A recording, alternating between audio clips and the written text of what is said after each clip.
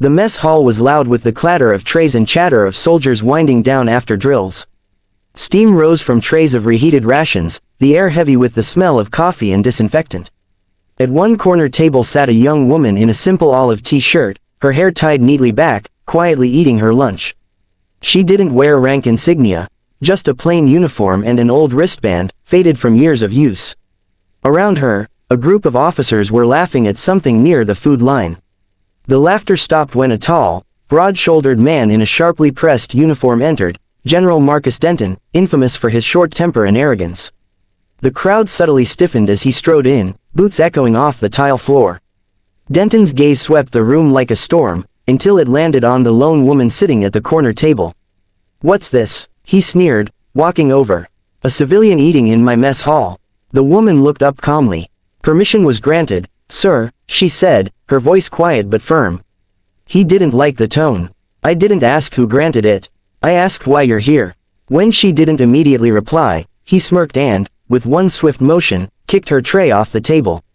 Food splattered across the floor. The mess hall went silent. Every soldier froze, no one dared to breathe. She didn't react. She slowly stood, eyes locked on him. For a moment, Denton felt something sharp in her gaze, calm but deadly. "You should pick that up," she said softly. The room collectively inhaled. Denton barked a laugh. "Do you have any idea who you're talking to?" Before she could answer, the door slammed open. 3 men in black tactical uniforms entered, Navy SEALs. The lead SEAL spotted her immediately and snapped to attention. "Commander Hale, ma'am, we've been looking for you."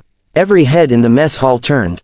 Denton froze. The SEAL continued, "Headquarters requests your immediate report. The Joint Chiefs are waiting for your assessment on Operation Neptune."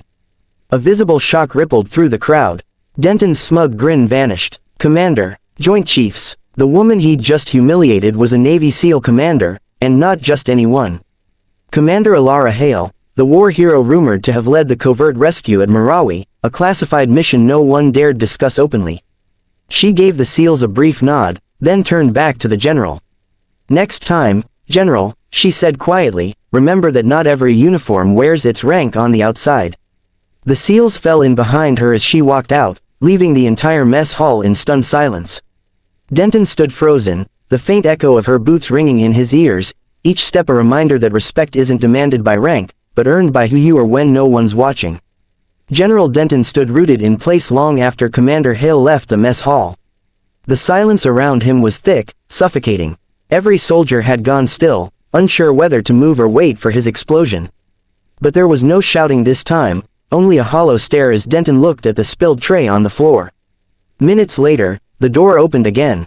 2 officers from Command Intelligence entered, their expressions unreadable. One of them, Colonel Reeves, stepped forward.